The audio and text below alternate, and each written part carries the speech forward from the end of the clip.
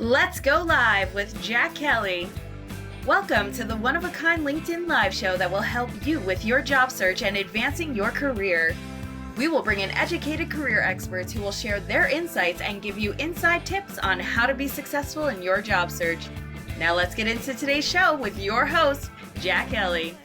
All right, we are live. We are live with Dimitri Mastrocola, the number one, is it fair to say number one executive recruiter for top attorneys, general counsels, associate general counsels in the world? Well, that's very kind. Thanks for having me on, Jack. I don't know if I can live up to that billing, but I think one of the best. How's that? Okay, we'll be humble. Well, just one of the best, but up there. Up there. So Dimitri has extensive experience placing senior level attorneys, and today he'll talk a little about what kind of work he does, the type of sectors he's in, and then also offer some career advice to people. And you don't have to be an attorney or to benefit from this, because some of this advice crosses all over. So maybe you could just talk a little about the kind of work you do. Sure, Jack. It would be my pleasure. So I am in essence, a legal recruiter. And for the last 15 years, I've been working at a firm called Major Lindsey in Africa, a large legal recruiting firm where I'm a partner. And my focus is and has been on placing attorneys into legal department positions. So these are in-house counsel. In-house, so not law firms, but going in-house. Not law firms, but in-house.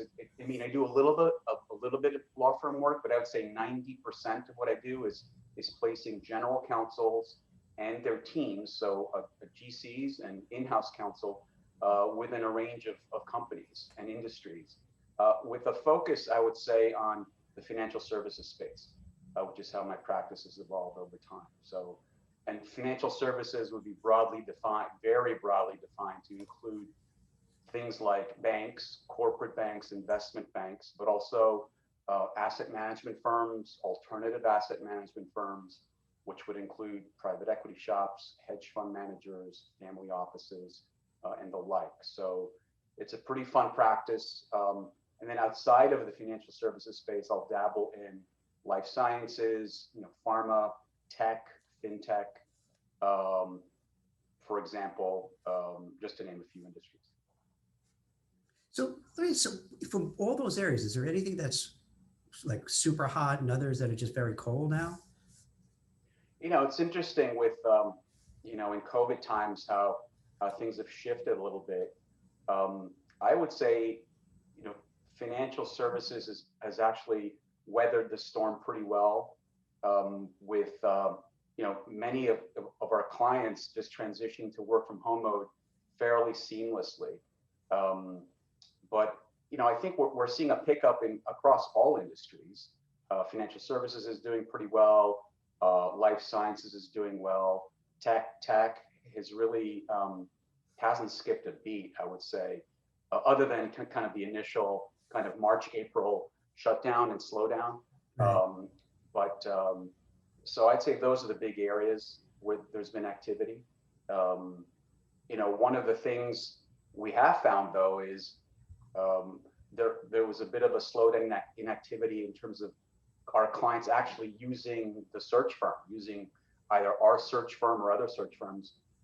In the initial shock of the pandemic, everybody kind of tightened their belt and decided, to the extent they were continuing to hire, they're going to try and do it on their own and save some dollars. Again, that's beginning to shift back to a more normal stance where our clients are hiring search firms again and using us more and more. And that's a good sign, not just for yourself, but just generally speaking, where it's kind of a loosening up, where it seemed in the beginning, like March, April, May. I saw the same thing here, where it's, first of all, they didn't know what to do, so there's a lot of inertia just holding off. But now you start to see, well, this role has been open for a long time and we need some help, because they're realizing, I don't want to put words in their mouth, but it almost feels like life is going on, and which is good. So we got to start moving again. So it sounds that's what you're saying. It's a good sign. No, definitely. It's a good sign. One example, one of my clients actually outside of financial services, they're in the home improvement space. the general counsel is looking to grow her team, and she has four open roles on her team where HR is looking to fill those positions. But one of those roles is a more senior role where they kind of struck out, kind of looking for the talent on their own, and decided to hire us to do the search. So that's one search I'm working on. But there's still this mix of, okay, they're using a search firm for one of the roles, they're handling the other ones on their own because, again, they think they can handle it. They want to save on some cost for the moment. But it is a good sign that they decide to use us to help them on a more difficult opportunity. Are you finding out that from your clients and just in general from speaking to people, that on both sides of the equation, there's a bit of a reticence to move? Not for everybody, but for a good segment of, hey, if I have a job, I'm just going to keep my head down and stay there. And then for companies, kind of, we know we need somebody, but there's so much uncertainty, let's hold off. What's your sense of what happens? There's, I think there's cross currents going on. So there's that's definitely something that I've noticed, reticence on both sides, on the candidate side and on the hiring company, the hiring manager side. But what I've also seen is, if there's a role that's mission critical to a company, it could be a niche role at a mid-level, or it could be a very senior kind of C-level role. If it's mission critical, the hire has to happen. Otherwise, it's detrimental to the company strategically. So those hires are taking place and those processes are taking place. What's interesting is, the interview processes are almost completely virtual, and the onboarding is virtual. So you go from start to finish, and you get to offer and acceptance, and then onboarding with a start date where the candidate hasn't met anyone in person, hasn't seen the office space, hasn't he or she hasn't shaken his boss's hand, and the hire and onboarding is virtual, and the first few months of the job is virtual, where the new hire is trying to establish relationships internally. Again, it's all being done over Zoom and WebEx or whatever. So what you're saying is once, I don't mean to interrupt, I just want to, so even when they start, they're starting at home at first. Correct. Correct. And in many cases, so I can cite an example of someone I placed in a large financial services firm in the Midwest. The interview process wrapped up, I would say, in February, before the pandemic hit. Offer and acceptance, start date was in May. So within the pandemic, the candidate had to relocate from New York City to the Midwest with children in school in the middle of a pandemic, start this new role completely virtually. And to this day, it continues to work virtually. So has been onboarded virtually, and the first 4 or 5 months has been virtual. And it's a pretty senior level in-house counsel. So number one, kudos to you for making that happen, because I can tell from firsthand experience, I know, number one, it's not easy to get people to relocate. And it's not easy to get people to relocate to the Midwest. Midwest is beautiful, but it's if you're a kind of an East Coast or West Coast person, it's hard to get them to move with their kids during COVID. It's amazing. Kids and spouse and husband. That's so hard to do. But here's what I don't understand too, is that, and I've written a lot about this, right? Before is this whole work from home, work from remote. And what baffles me is that, let's say you have Google, you have Facebook, all these Twitter saying you're going to work from home to at least 2021, Twitter, hey, forever. But then when it comes time to like your placement, okay, you have to come here.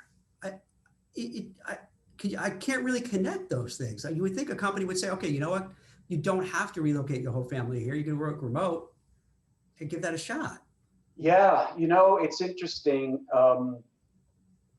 I think it depends on the industry and how traditionally, for lack of a better term, old school the industry is. So I think in tech, there's a much more of an openness to maintain kind of a work from home stance fairly indefinitely, or over the course of the next year or two.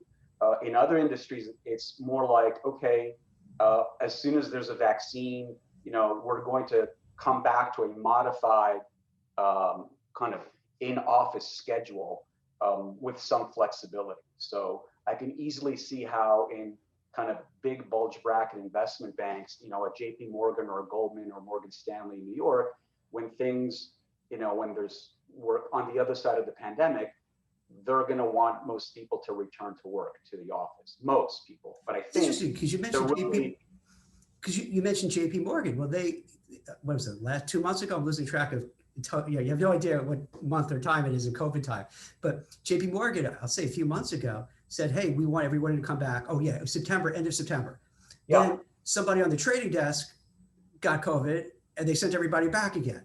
So you could tell they desperately wanted to bring everybody back. They did. And if it wasn't for that, now I'm not sure where they stand today, and then maybe that's to your point, is that like with these old, quote unquote, old school, I don't want to say stodgy, but you know what I mean? Like older school, I guess I guess the more traditional industry where I guess it was always viewed that a face time in the office had value in terms of maintaining culture, building relationships, and those things are still very important. And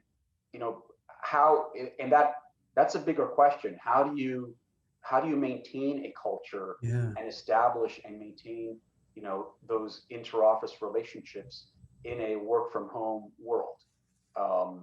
That's a big question that a lot of our clients are grappling with. We actually, as a search firm, are dealing with that ourselves, and there are no easy answers about that.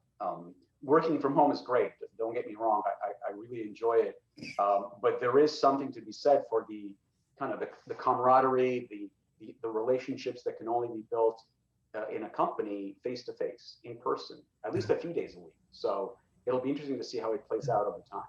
For the attorneys you place, I would imagine, I don't know enough about it, but I imagine the work they do need to be in touch with different people, right? That you want to go to the trading floor if there's an issue.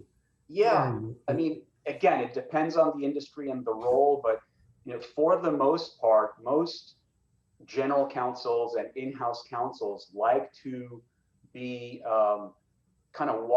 they kind of manage by walking the hallways. Yeah. So, and they like to not only managing their own teams, but also their internal clients and being of service to them. So it's just easier to kind of walk down the hallway, poke your head in, hey, how's it going? How's it going with that transaction? Or, let's talk about that regulatory issue. Doing it face to face, there's value to that. And so not being able to do that and having to rely on, video chat platforms takes something away from that. You can still do it. It's less effective, and you've got to, I think you're losing something. And I think in the legal space, in-house counsel, they like to, one of the reasons people go in-house is to get closer to the business. I hear this all the time from lawyers who are in private practice, whether they're associates at big law firms or partners. The reason they want to go practice, go in-house is to work with one client, to be part of a business team, to partner with the business. And part of that is actually being with them physically, down the hallway, or up one floor on kind of the elevator blank, or down one floor, but within easy access physically. And so you're losing a little bit of that. And so during the pandemic, it'll be interesting to see to what extent things go back to normal. Yeah. Now, how about yourself? Is your company working from home or a combination? Yeah, we have. I mean, so I haven't been to New York, my office in New York City since March, the second week of March. And our office reopened in September voluntarily, and remains open again for folks who want to attend, but it's on a voluntary basis. Nobody's Just curious, like what percentage go back? It's a pretty small percentage of folks that actually live in Manhattan, I would imagine. So I'm a long distance commuter. So until things really get back to normal, I'm not commuting 2 hours each way to get to the city. Not having a commute is very nice, right? Yeah, that's one of the upsides of COVID times is Yeah. not having to commute. And Yeah. I mean, you and I are blessed doing what we do because this is a job and a career and a vocation that lends itself really well to this platform, to being able to. It's so true because there's so many people who don't have that luxury. Because imagine if you're a kind of a, essential type of worker who has to be in a factory, in a fulfillment center, and what have you, and then the schools are closed, and I can't even imagine the difficulties and challenges I have to juggle all that. I mean, it's yeah, no, it's mind-boggling. Just the thought of having being in a household where one or both parents are essential workers and they've got kids who are working remote, who are in school remotely now, and the person, I don't know, it's really, really challenging. And so I'm very mindful of that. I'm very grateful for kind of the role that I'm in, the career that I'm in now. And I always, when I'm speaking with candidates, in-house counsel who may be, griping about a job change or, not being satisfied with where they are, I say, hey, I hear you, but, let's also take a step back and be grateful for being able to be employed right now and to do what we do, or as an in-house counsel to do what you do remotely, because, not everyone has that ability. And so, I like to keep the more unfortunate people in mind in terms of the ones who are really suffering through the pandemic. And for this, and the roles you work on, from from financial services, life sciences, anyone stand out that you see is like, hey, this area, if you're whether a young up and coming lawyer or seasoned pro, to say, hey, if you have, if you really want to turbocharge your career, go get involved with SPACs or go to a crypto exchange or, work on something for vaccines. I mean, do you get a sense of like what you recommend to people? I mean, I'm being a financial services guy, I'm pretty partial to anything having to do with finance or financial services. But what I'm seeing, the growth area right now seems to be fintech, financial technology. So, which is really, I guess, broadly defined. It could be something like a PayPal, or it could be a cryptocurrency exchange, to anything in between. So financial technology is a growing and burgeoning field. We're not seeing a ton of hiring, again, through companies that are hiring us as a search firm. I think in part because many of the players are smaller and kind of startup-y in nature and can't afford to use a search firm yet. But I am seeing, job postings. Like I kind of monitor job postings just to get a pulse of the marketplace from time to time, and I can see that there's hiring activity in fintech. The other area that I think is going to be a growth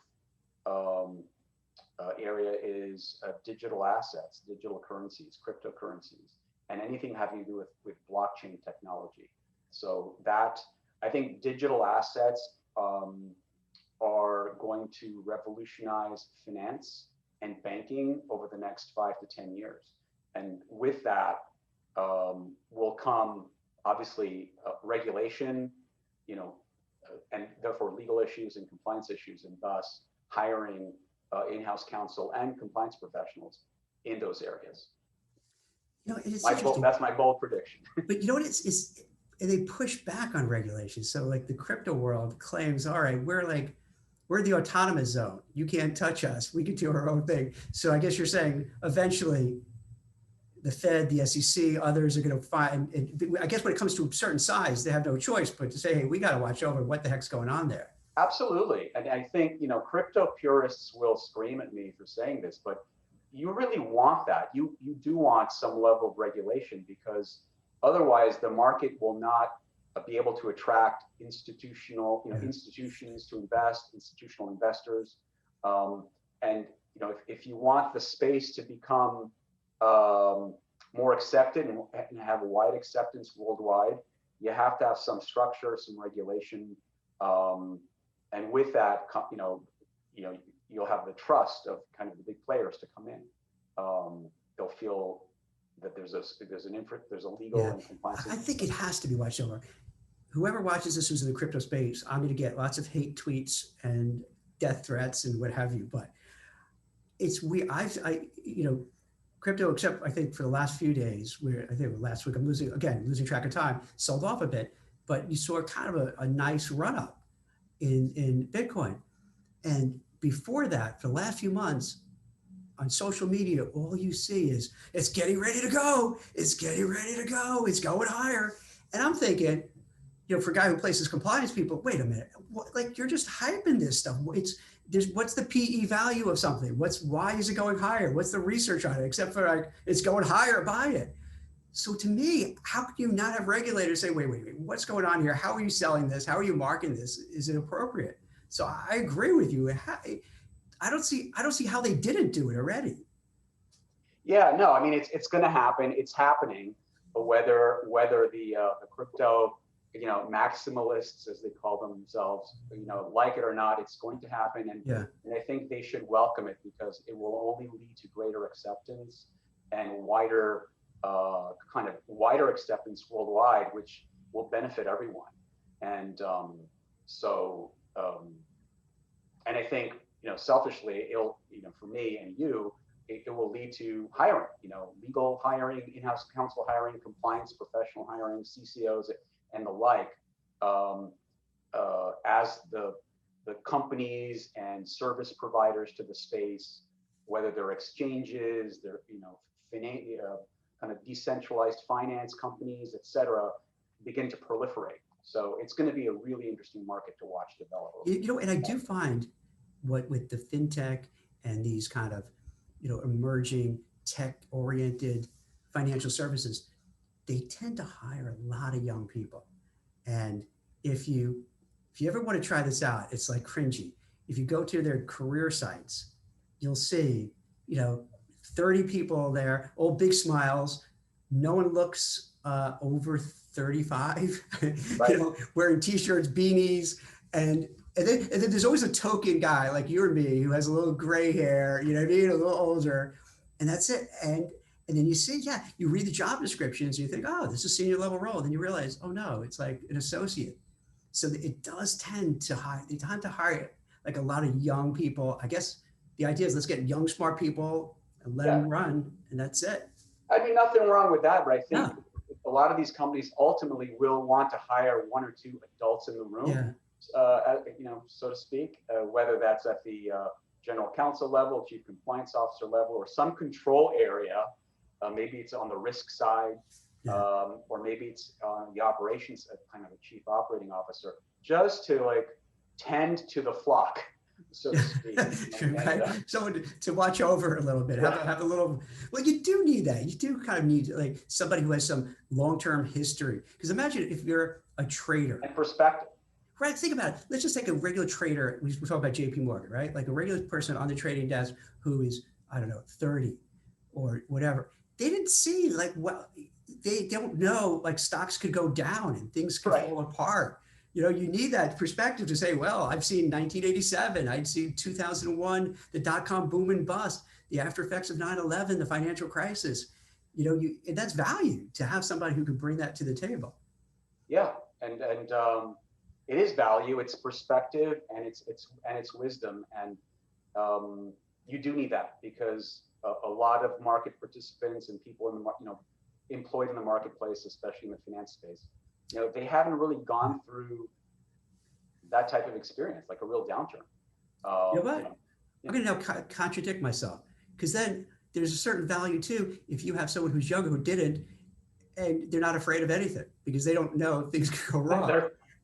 And sometimes you need that, right? You need people who are just going to go jump headlong into the deep end of the pool, and that's it, and have that. Yeah, I guess a certain amount of fearlessness is not a bad thing, but you need to temper that a little bit. It's got to be calculated risk.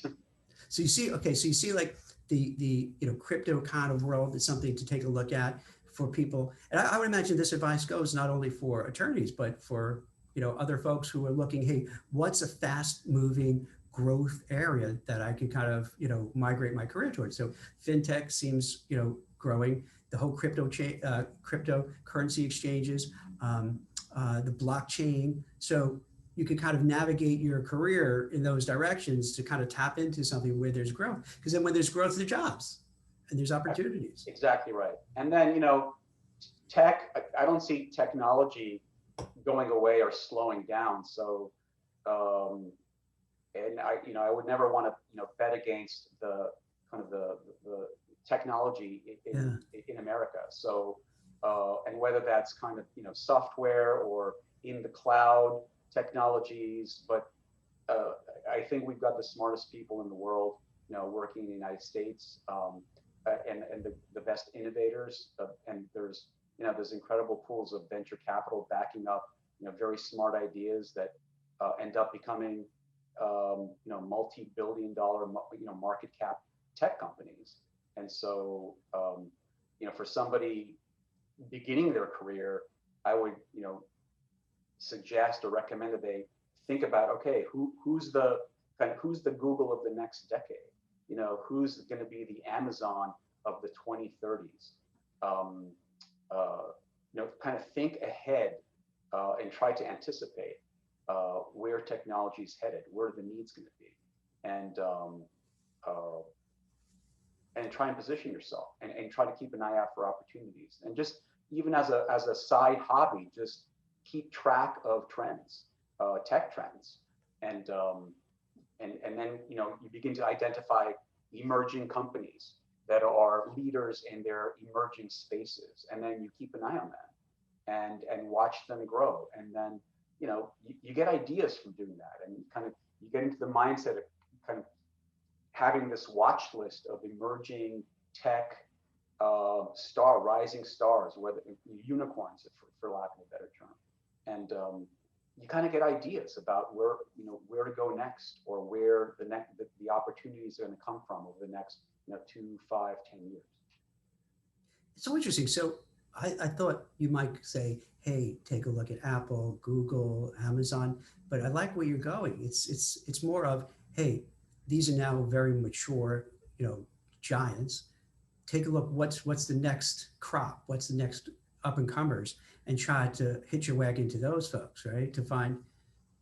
Now, how would you do that? At least keep an eye on the up and comers. And there's nothing wrong with the Apples and Googles of the world. Clearly, very stable companies, very successful. But you also want to keep, like, while you may be working at one or a company like that.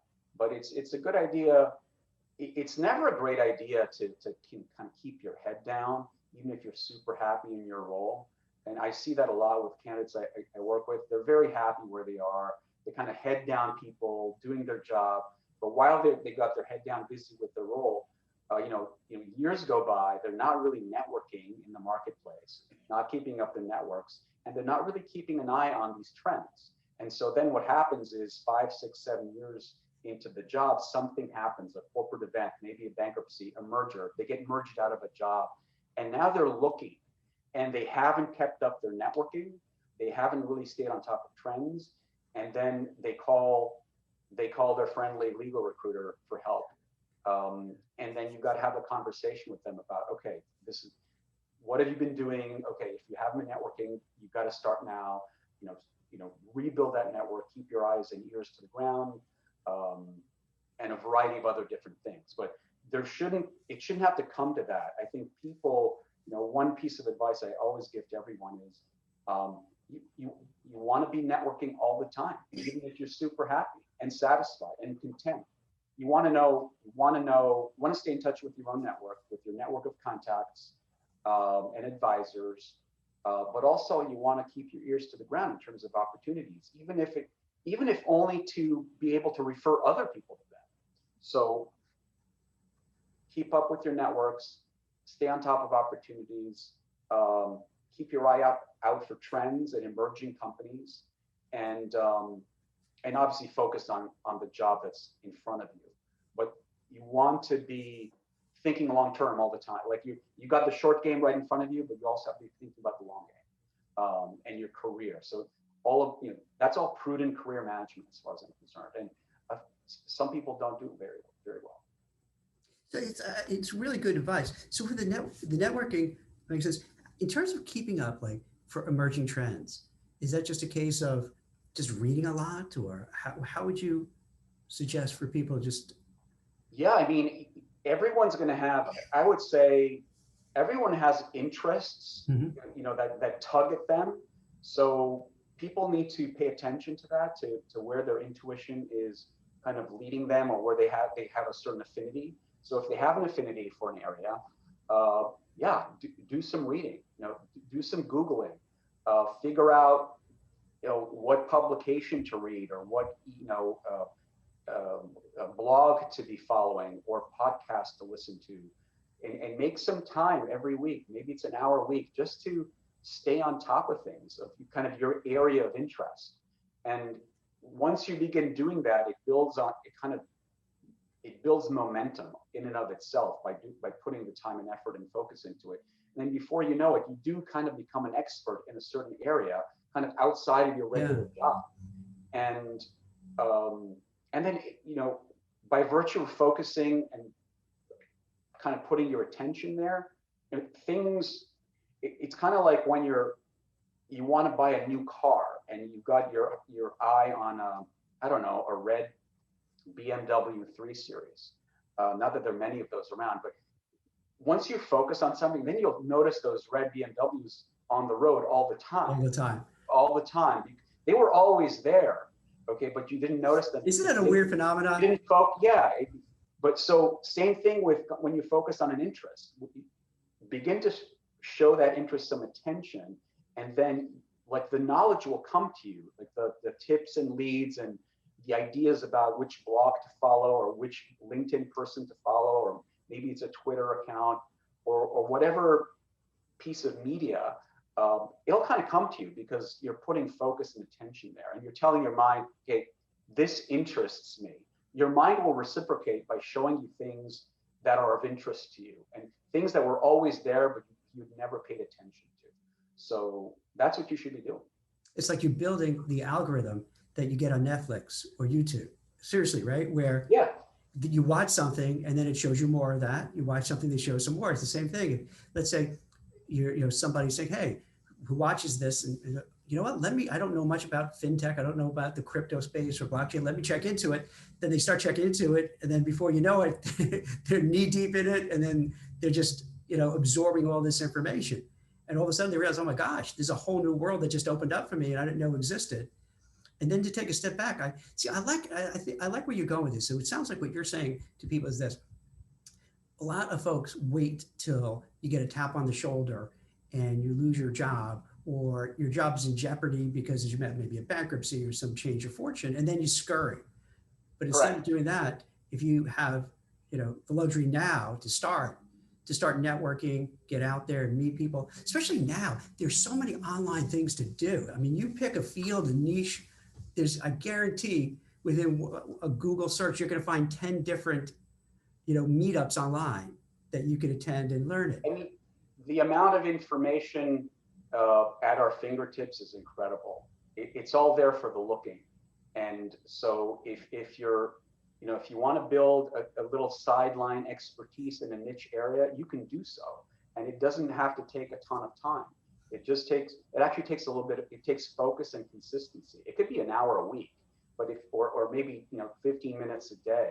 But if you do that over time consistently, it's like the compound effect. It really, or compound interest, like it builds over time significantly. So you can become an expert in an area very, very quickly over like a 6 to 12 month period of just kind of staying on top of things, 15 minutes a day, or maybe a couple of hours a week. And so that's just staying on top of an interest, maybe emerging trends. But the same thing applies to networking and staying in touch with people that might eventually be useful in a job search in 5 years. Because like you said, you don't want to be that person who, 7 years into a job gets tapped on the shoulder and gets the pink slip, and then you're scrambling. You're calling recruiters and you're kind of trolling job websites, and you really don't know what to do, and you don't have anyone to call because you haven't been networking. You need to be proactive and manage your career a little bit better than that, which means trying to anticipate things even when things are going great. especially when things are going. That's when you need to do it most, when things are going well and you're confident, you're feeling good. Exactly And, right. Yeah. and Dimitri, a lot of people feel very, when they hear networking, they just like withdraw, they feel icky, they feel cringy. What would you suggest to a person who feels that way? Let's say someone's an introvert. Mhm. Is there a way that people maybe reach out to you that you feel, oh, that's smart, that's good. I like the way they handle that. Yeah. I mean, I'm actually, believe it or not, I'm a bit of an introvert. And so, I sympathize with people who are. And it's not easy to reach out, or, whether pre-COVID times, if you're at a cocktail party or at some kind of business, a business networking event, it's tough for for introverts to kind of introduce themselves. And but I think in COVID times and beyond, it's not that difficult to make introductions or to introduce yourself using tools such as LinkedIn, for example. So I'm a huge LinkedIn fan, evangelist, if you like. And there are very simple strategies you can use to build a network on LinkedIn, to introduce yourself to people that you may want to get to know, who might be useful, who have a knowledge base that you could leverage. So I would encourage everyone who is in the job market, or even just happy where they are, if they don't have a LinkedIn profile, go out and get one.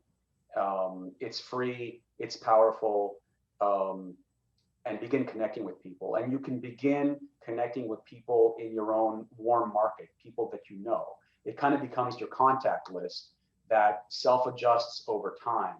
And begin there. Begin with people you know, your people you went to school with, people who you work with, people who you used to work with, and then kind of start with people you're very comfortable with, and then kind of expand. It's like concentric circles. Expand it out a notch, and then maybe 1 degree of separation from that warm market, and begin to connect with some of those people. Post-pandemic, you can maybe invite them for a cup of coffee and get to know them that way.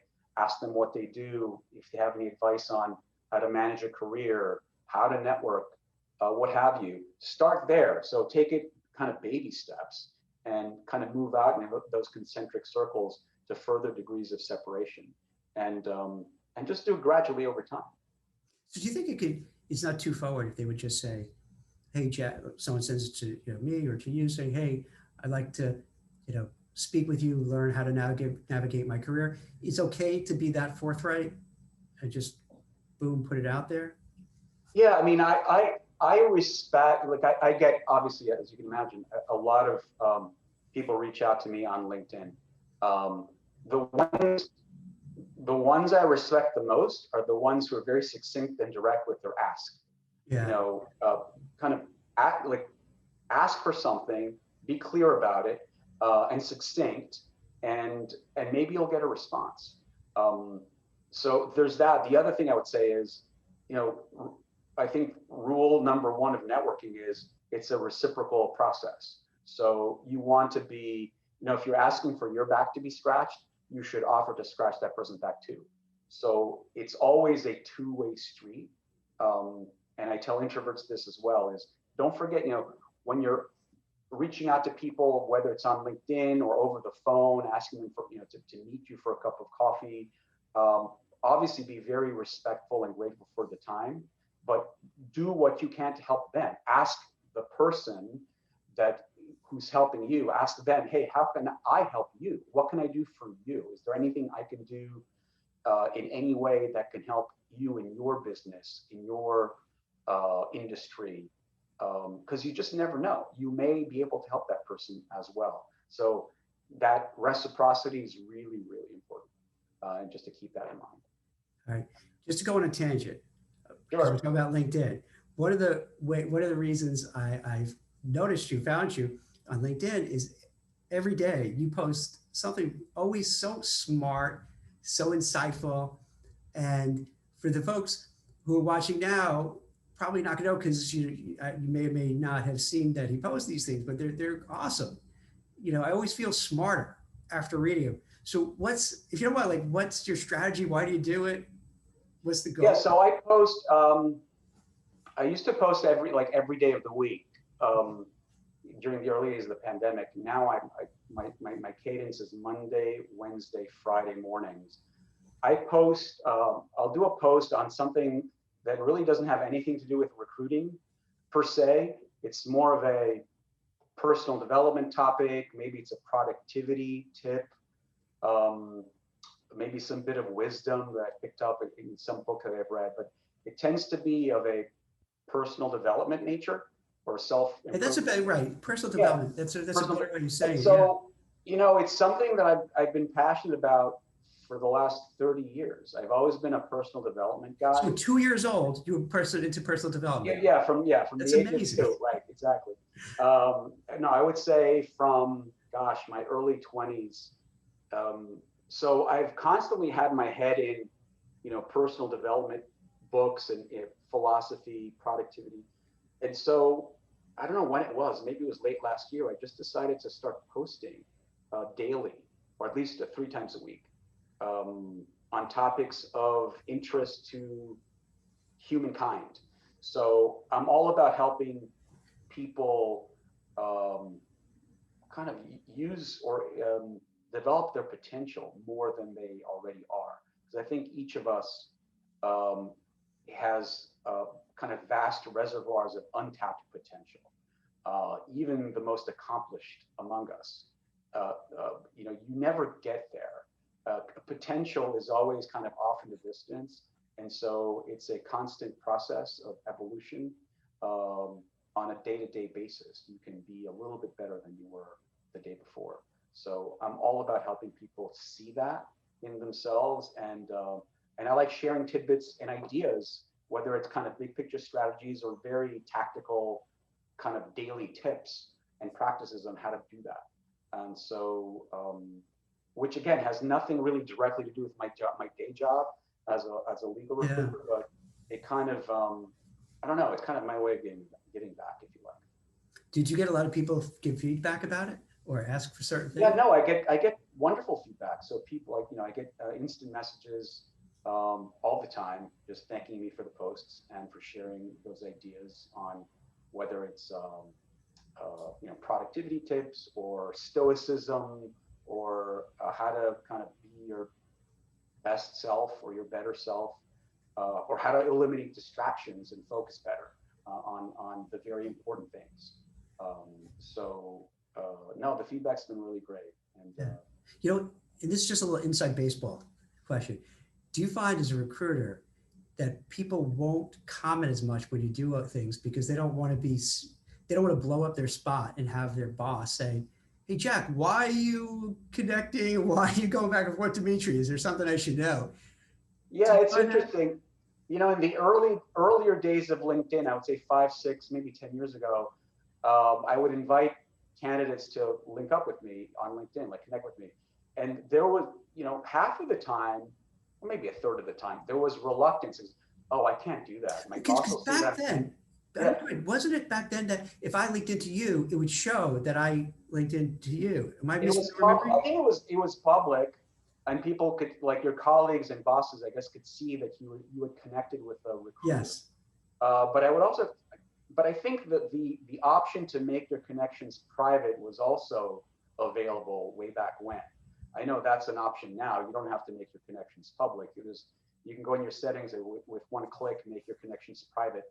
But I don't get that reluctance anymore. Most people realize that having a LinkedIn presence doesn't mean that you're looking for a job or you're looking to leave your job. It's really a kind of broad networking tool and social media platform. So my excuse that I'm not getting a lot of action is I can't blame it on that. It's just my no, I wouldn't blame it on that. I mean, I think people are busy, and getting engagement in terms of comments, it's hard. I mean, you've got to be particularly witty one day or kind of be, talking about something that's just rubs people in a way that provokes them to want to comment, whether it's a positive provocation or a negative one.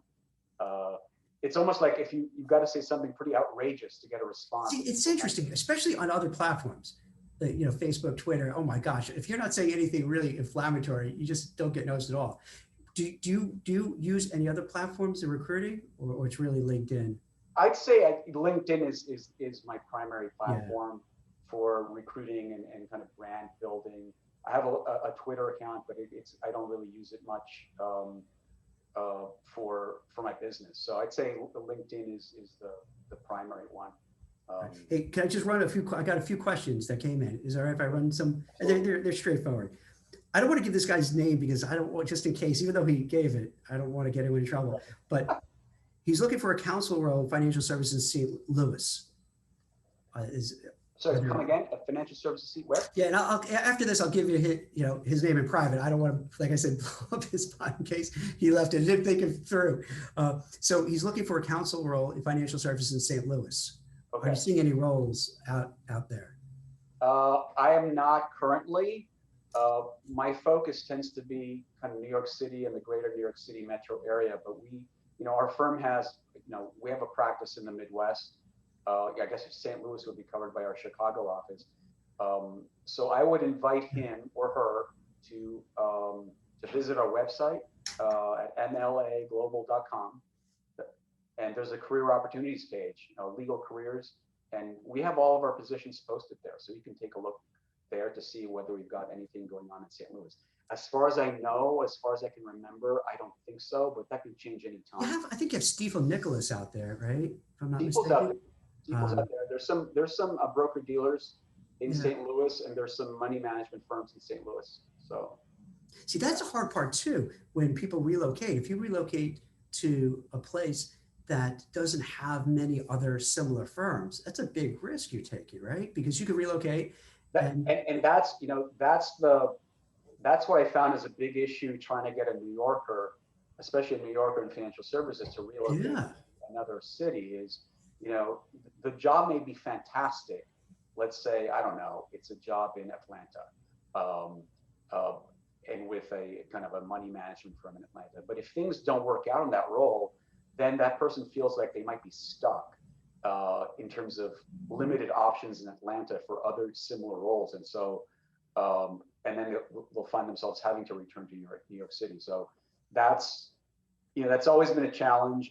I think now, during the pandemic, and we'll see how things change afterward, but many more of our clients are open to remote only positions. That's been one of the big changes I've seen this year, is kind of there's been a bit of a proliferation of roles that are remote only. So it could be a company based in Boston, looking for a head of a director of compliance, or maybe even a general counsel. And they're open to having that person sitting anywhere, not necessarily in Boston. So that opens up kind of a universe of additional candidates for the company, of talented people who could be sitting in Chicago, in Seattle, in San Francisco, or I don't know, Miami, who might be qualified, not necessarily interested in moving to Boston, but really interested in the job and the company, and able to work remotely, and maybe with flying to the Boston headquarters once a quarter or something like that. They'd be very open to it. That's such a game changer, Dimitri, if that happens, for both the companies and for the job seekers. Because a job seeker, that means, let's say you're in I don't know, like Idaho, but you really want to work in some like really cool tech or Wall Street kind of company, it wouldn't be feasible for the most part. Now, presumably, it could be. Now it's probably more feasible than it was before. I mean, for somebody sitting in Idaho with dreams of working in Silicon Valley, maybe pre-2020, that wasn't really a practical possibility. Today, it actually is a practical possibility, and it could be even a realistic one, because many firms in Silicon Valley, tech firms, will hire somebody to work remote only, and not just for kind of junior and mid-level roles, even for senior level roles. So, and again, not just in legal, but across the board. It could be finance, it could be. Do you think it could be backlash too, Dimitri? So let's say one of your clients might say, hey, you know what, get us let's say they're based in San Francisco, but they may say, get us someone, I don't care, Montana, Wyoming, get the best person, but pay them Montana rates, you know, uh, South Dakota rates, which is way less than you pay someone in San Francisco. And then all of a sudden they're arbitraging the whole hiring thing by finding, smart people, capable people, but they never would have had the opportunity to work in Silicon Valley or San Francisco, but now they can remotely. Do you think Yeah, I that's a think you're going to see possibility? some of that. I think some companies will engage in that type of arbitrage because, again, if you have a really smart person and capable in I don't know, sitting in South Dakota with that cost of living for a role, where in I don't know, Silicon Valley, where the cost of living is 6x what it is in South Dakota, why would you, it'd be very difficult to justify paying the candidate kind of on a Silicon Valley pay scale if that person isn't really doesn't have to kind of have those cost of living issues. So I think it'll be interesting to see how it plays out, but I can't imagine it wouldn't have an impact in terms of lowering the cost of that talent, especially if that person's going to be able to stay in the Midwest or the Plain States or wherever, much lower cost of living jurisdictions. I'll because I'm looking at the time. Wow, it's went quickly. So I'll just give you just a couple more questions. Sure. So someone was asking if, and I'll paraphrase these. Someone was asking if I move from a legal role to more of a business side role, they were financial services. Long term, could that be bad? Can that be bad for my career if I want to go back to a pure legal role? Great question. I get that. I get that question frequently. Again, the answer is it depends. Usually, what type of non-legal role it is. Some of these non-legal roles tend to be hybrid legal / business roles, or where it's a kind of outside of the legal department role, but it's a role where you're still using your legal skills, albeit in a business capacity. So I think if it's that type of role, there's less of a risk in being able to return to a pure kind of in-house legal department role. I mean, if it's a role where you're clearly just moving over to the business side, if you're going like you're moving from the legal department and somehow you're moving over to become like an investment banker, like pure business role, then I think the calculus there is different. The more time you spend outside of the more time you spend in a pure business role, the less likely it becomes that you're able to transition back to a legal role. Not because you don't have the skills, although that's a factor.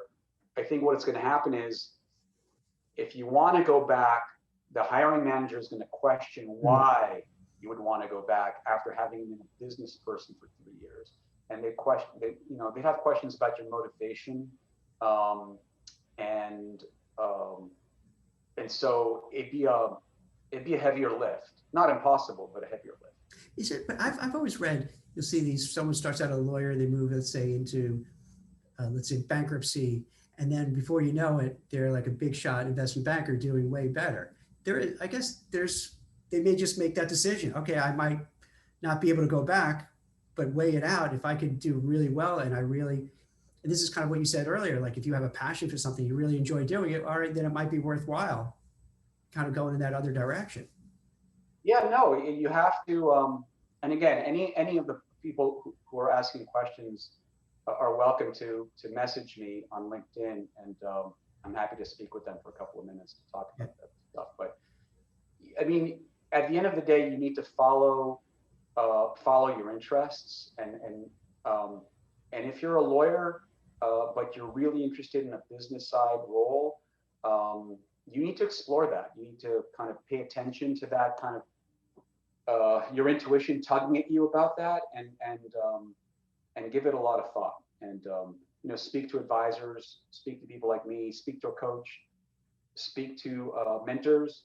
But you need to honor that feeling and follow it and explore it and see where it leads you, because it's there for a reason and you don't want to ignore it.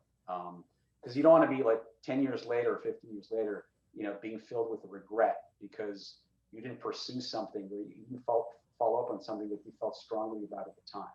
So regret's not a good feeling. I'm with you there. It's always, I'd rather do something, fail at it, but know I tried it, than kick myself and say, gosh, I should have done this. I should have gave it a shot. 100%.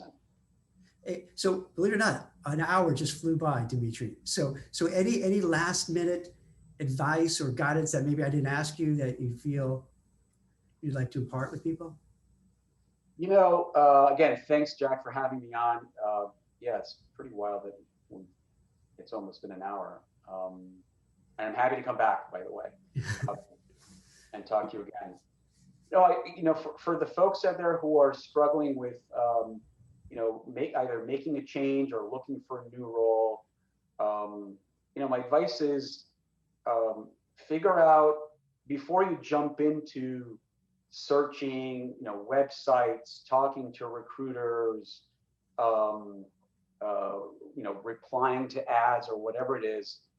Take the time, take a step back, and take the time to figure out exactly what you want. A lot of people don't do that. They don't ask themselves, what do I really want?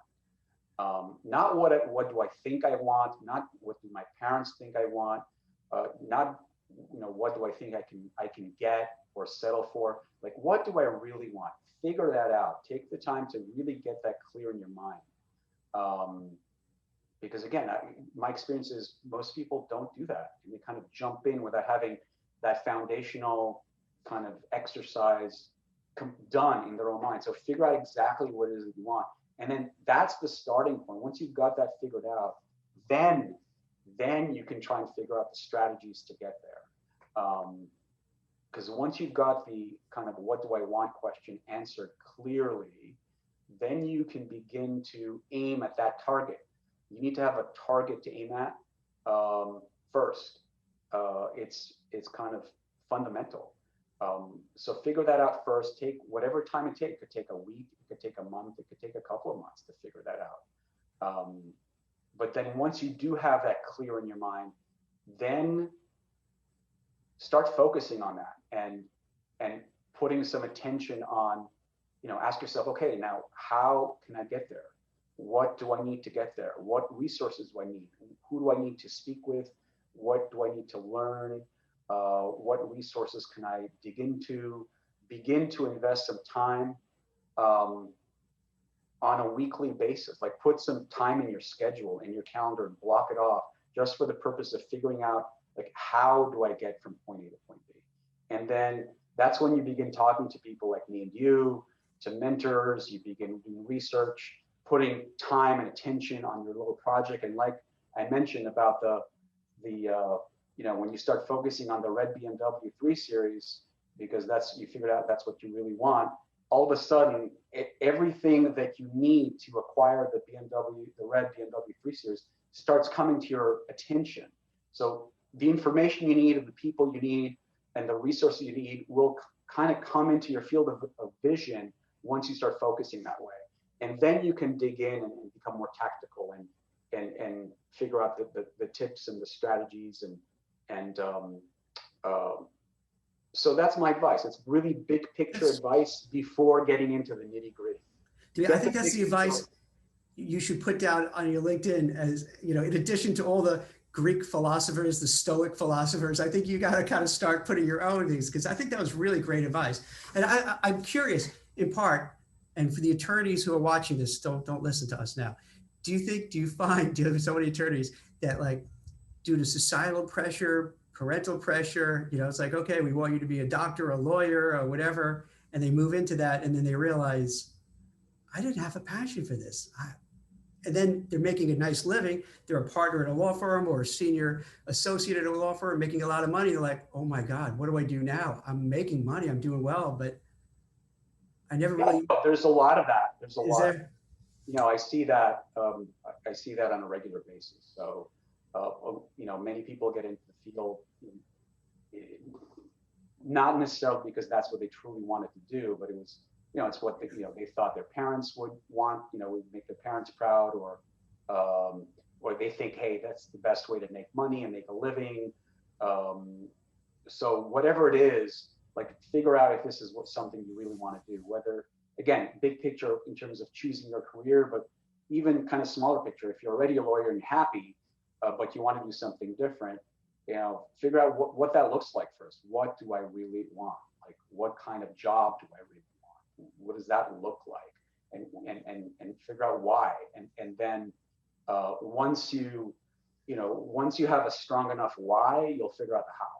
Yeah. But figure out the what, really clear on the what, get clear on your why, and then the how kind of falls into place. Yeah, I would see, you probably see this as well.